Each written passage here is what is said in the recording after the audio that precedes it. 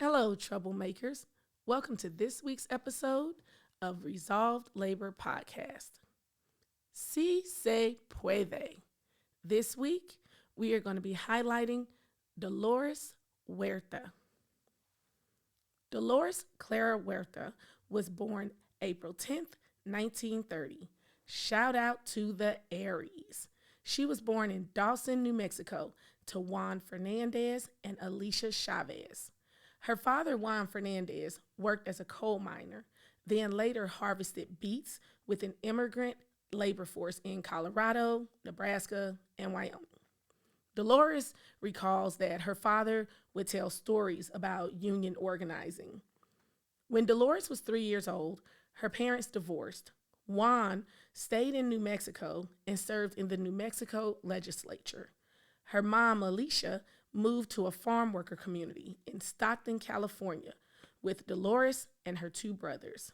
Stockton was a diverse community. The agricultural community was made up of Mexican, Filipino, Black, Japanese, and Chinese working families. Alicia, her mom, she worked really hard and she was able to open a restaurant and a hotel with about 70 rooms. People recall that Alicia was known for offering lodging at affordable rates for the farm workers, and sometimes she would just waive the cost altogether if the family really needed it. Alicia was active in the community and in the church. Alicia's activism probably influenced Dolores a lot. She wanted her kids to have this middle class lifestyle, and so she put her children in dance, music. Dolores was active in several clubs in high school. She was a majorette and a member of the Girl Scouts until the age of 18. Although Dolores was being raised in this middle class household, she still experienced some discrimination and harassment in school because of her race.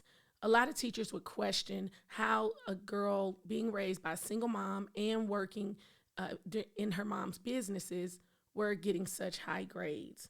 So this kind of pissed Dolores off a lot, but she did. She got through it. Again, she got really high grades. While in high school, she met a young man named Ralph Head. They got married right after high school and had two daughters, but the marriage only lasted 3 years. Dolores went to the University Pacific Delta College in Stockton. She got enough credits to get a provisional teaching certification. She enjoyed teaching, but her heart went out to the children she was teaching. She saw that they were really hungry all the time. Some of them needed new clothes and shoes, and she really felt helpless that she couldn't help all these children. So, after a year of teaching, she quit. She said, "I couldn't tolerate seeing kids come to class hungry and needing shoes. I thought I could do more by organizing farm workers than by teaching their hungry children." So in 1955, Dolores met a community organizer named Fred Ross. Fred Ross was born in San Juan in 1910 and raised in Los Angeles in Echo Park. He was a teacher at USC in 1936, but during the Great Depression, people were like, anybody got time to go to school? We're depressed, we hungry, ain't no school. So he couldn't find work. So in 1937, he got a position with the State Relief Administration doing social work, which is basically the welfare office.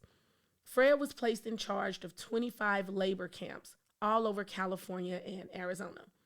And at these camps, Fred saw firsthand the poverty and the poor working conditions of the farmers.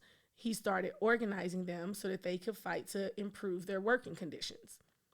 Now, troublemakers, if you're like me, like I said, Fred was a community organizer. And before the Obama campaign, I had no clue what a community organizer was. Prior to politics, we all remember that Obama worked as a community organizer. And what I remember about it was that at the 2008 Republican National Convention, yeah, that's where it was, 2008, Rudy Giuliani, he asked the audience, he said, "What does a community organizer do?" And the crowd was all clapping and like, "Yeah, what the hell do they do?" And I just remember being at home like, "You jackass, what the hell you mean? What do they do?" But then in the back of my mind, I was like, "Yeah, what do they do?" And then Sarah Palin, who was at the time running for VP, she kind of piggybacked off it and compared being a community organizer to, her job as mayor of Wasilla, Alaska. She said that it was sort of like being a community organizer, except that you have actual responsibilities. Well, I've learned, troublemakers, in that time, that community organizing is where the real people do the real work. So we're going to put a pin in this, like, really fast, troublemakers. Community organizers, basically, they attempt to influence the government or corporations and institutions, and they, in order to foster general social reform. So when negotiations fail, the community organizers try to influence the decision makers by picketing, boycotting, organizing sit-ins, petitioning, and electoral politics. So when Delores met Fred, they formed the Stockton chapter of Community Service Organization. They fought for economic improvements for Latinos, Mexicans, and Chicano migrant farm workers. They fought for voting rights, access to public health care in low income areas, and against police brutality. Fred put a lot of responsibility on Delores because he knew that she could reach out to the masses in both English and Spanish.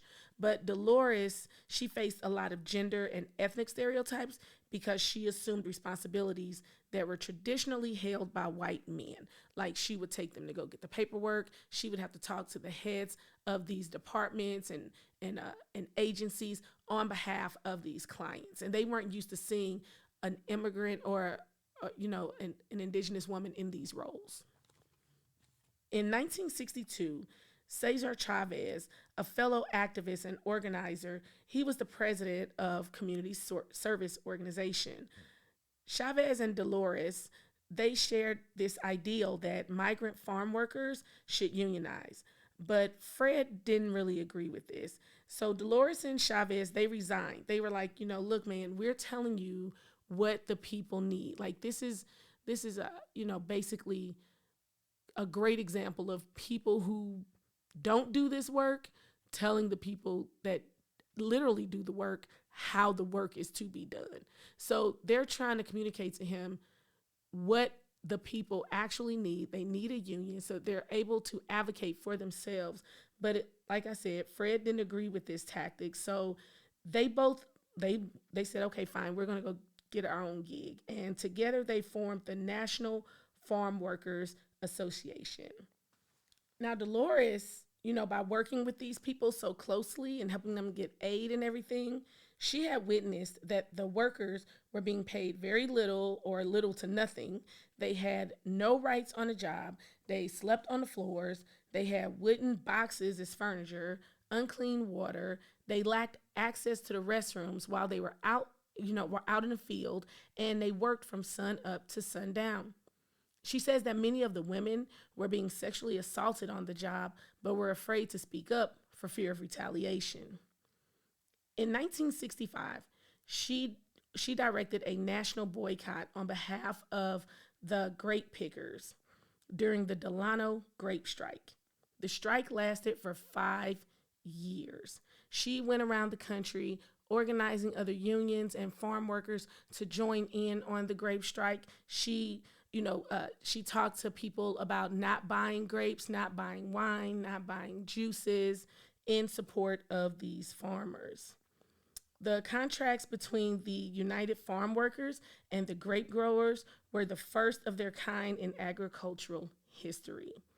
The contracts included increased wages, improved working conditions, provisions regarding unemployment insurance, vacation days, paid vacation days, and the creation of a special benefits fund.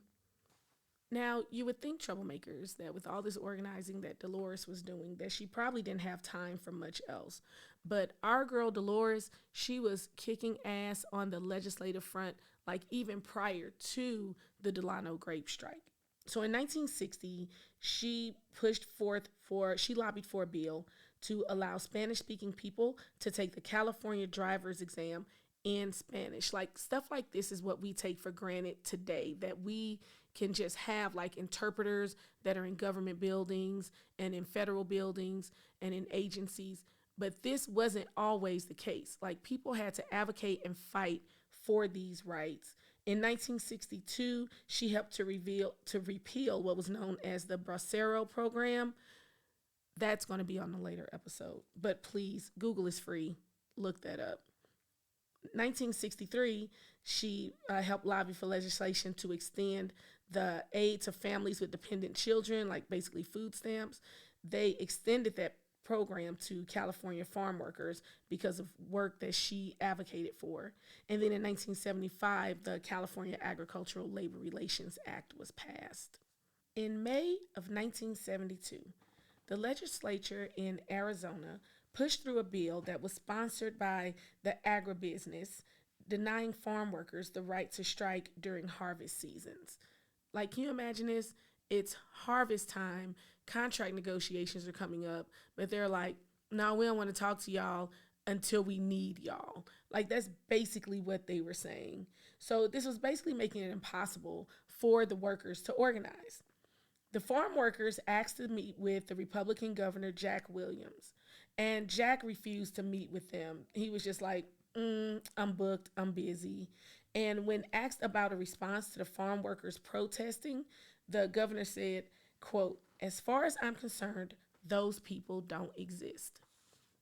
Now, this is the definition of playing in my face and bothering people that literally prepare your food. But I digress. In a show of solidarity with the protesters, Delores and Cesar Chavez not Delores, but Cesar Chavez, Dolores' comrade, went on a hunger strike. He only took in water for 25 days. And, he got really weak and he was bedridden. A group of local Latino labor and political leaders, they came to Cesar and Delores and, they basically just said, look, let me tell y'all how it works in these Arizona streets. Like they were like, the politicians are in control. Like there's no way that we're going to win this fight. They kept repeating, to them, no se puede. And Dolores just kept saying, sí se puede. The United Farm Workers, they collected enough signatures to force an election to recall the governor. He escaped the vote with a partisan ruling by the state's attorney general. What have we learned here, people, in just that short time? Voting matters. The down ballot elections matter. This law, it remains on the books, and it's my hope that this will be, there eventually will be a renewed effort to take up this cause and that it will be removed. But again, these are people who prepare our food. And they should be treated with dignity and respect. And they should be able to bargain, on their terms. Dolores' activism, as you can probably imagine, took a pretty significant toll on her personal life. Her first marriage to Ralph only lasted 3 years. They had 2 daughters. After that, she married a guy named Ventura Huerta, with she had 5 children. But that marriage also ended in divorce because she spent a significant time organizing and doing union work. This Troublemakers is the part of the program where I'm going to impress upon you that when we do this work, when we take up this labor of love in any movement that we're involved in, you have to have a supportive partner, or else it just won't work. But that doesn't mean that it can't work, because eventually Dolores did meet somebody that she made it work with, who shared, that kind of passion for the movement, same as she did. So this is when Richard Chavez enters the chat. Richard Chavez is the brother of Cesar Chavez. He and Delores, though they never married, they did manage to get 5 kids out of the deal. and they remained together until Richard's death in 2011. Dolores' relationship with her children was also impacted, because of her such because she chose to take such a large role in the movement. She remembers, writing, she recalls telling people the toll that it did take on her family. She remembers her car breaking down a lot, that they didn't really have a lot of money, and her kids sometimes would have to just stay with different family members and friends when she was on the road. She was a huge advocate for the growing feminist movement. Dolores wanted more concentrations with the United Farm Workers to be on child care protections, and protections from sexual assault and sexual harassment for the female workers, and more gender equality policies. She and Cesar, they often fought over these issues. She connected with Gloria Steinem and spoke at NOW conventions and Coalition of Labor Women conferences.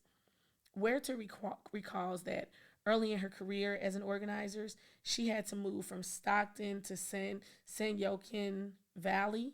She says, and then when they asked her, well, what does your family and your kids think about this choice? She said, quote, they had no choice. I was doing something I wanted to do. Her son Emilio, he recalls that, it took months for Dolores to know that he even dropped out of high school. And one of her kids even said the movement had become her most important child. Although Dolores took a lot of criticism from within her family and her community, and even in the organizations that she was involved in regards to her parenting skills and her lack of organizing life slash family life balance, when they asked her later in life, if she had any regrets and of how she handled the raising of her kids while also trying to be active in the labor movement, Dolores, she didn't even say, yeah, I guess I could have did that a little different. No, Dolores said, what can we do collectively to make it less hard for other parents? Advocators are always advocating. Early in her career, Dolores advocated that the entire family needs to be participating in the movement because, the men, the women, and the children together, they were usually all out in the fields, doing the farming. They were doing the picking, the thinning, the hoeing. And that's why she was really big on, the practice of nonviolence when it came to the protests and the strikes for the safety of all involved, and especially for the younger family members. She wanted to make sure that these were nonviolent protests because sometimes there were children on the picket line. So for the safety of everybody, she wanted to keep everything nonviolent. So it's really ironic that at the age of 58, Dolores, she was at a protest, protesting the policies of then presidential candidate George Bush in San Francisco. One of the police officers ended up breaking four of Dolores's ribs and shattering her spleen. She made a full recovery. She took a lengthy leave of absence. She made a full recovery, and she also won a settlement out of court. She used this settlement money to start the Delores Huerta Foundation. On November 17, 2015, Delores was bestowed the Order of the Aztec Eagle. This is the highest decoration a foreign national can receive from the Mexican government. In 2012, Barack Obama presented her with the Presidential Medal of Freedom. Today, Delores is 93 years old. She is still head of the Delores Huerta Foundation, where several of her children serve on the board. And sometimes if you look around on the internet, you can find a few TED Talks that she's given. On one TED Talk, she says, she quotes Coretta Scott King. And Coretta Scott King is known for, a famous quote where she says, quote, there will never be peace in the world until women take power. But Delores, during her TED Talk, she kind of changed it up. Delores says, quote, "There will never be peace in the world until feminists take power, because there is a difference. A feminist is a person who stands up for reproductive rights, for immigrants' rights, for the environment, for LGBT rights, and also for labor unions and working people." End quote. That is a very Delores Huerta thing to say. And that is my small story, my small contribution to the story of Delores Huerta. So, troublemakers, now we've come to the part of the show where I like to give my flowers to those who are in the labor movement, a part of the labor movement currently. This week, I want to give flowers to Antoinette Desiree Fields and Lyric Chantel Stubbs. Yes, those are my daughters.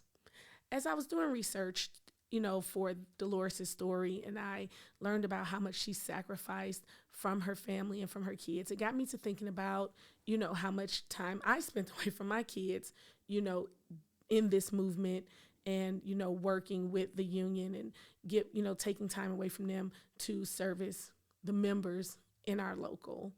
Our families are very much a part of what we do in this work that we do. And sometimes we just have to take time and show appreciation to them, because they are very much just as part of the movement as we are.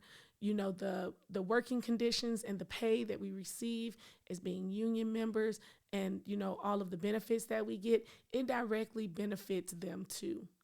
But the time and energy that we use that is taking away from our families so that we can pour into others so that they can make good for their families, it should not be ignored. And I just want to take time right now to recognize them.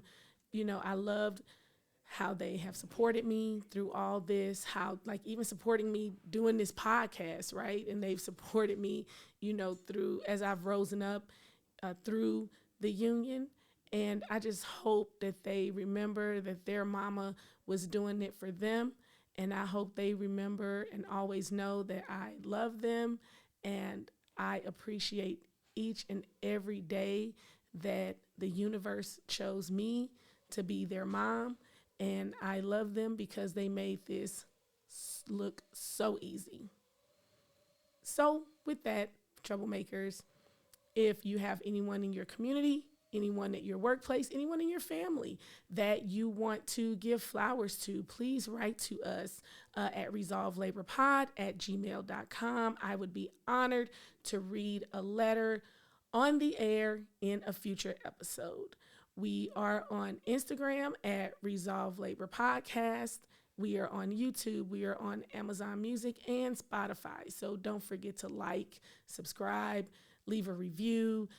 If you don't have anything nice to say, you can send it to us in an email and then just leave us a good review anyway. And you can share us with somebody that you don't like. So hopefully, you guys are liking it and you can tell us what you like, what you don't like.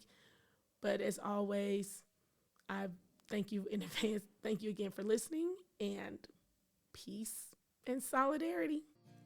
This week's episode of Resolved Labor Podcast is produced by The Create Place Studio. You can find them on all social media platforms at The Create Place STL. We Won is performed by Joe Jinks and written by John O'Connor. This has been Resolved Labor Podcast. As always, peace and solidarity. Everybody come and join in the union. Begin, begin, begin. Stand together to overcome soon and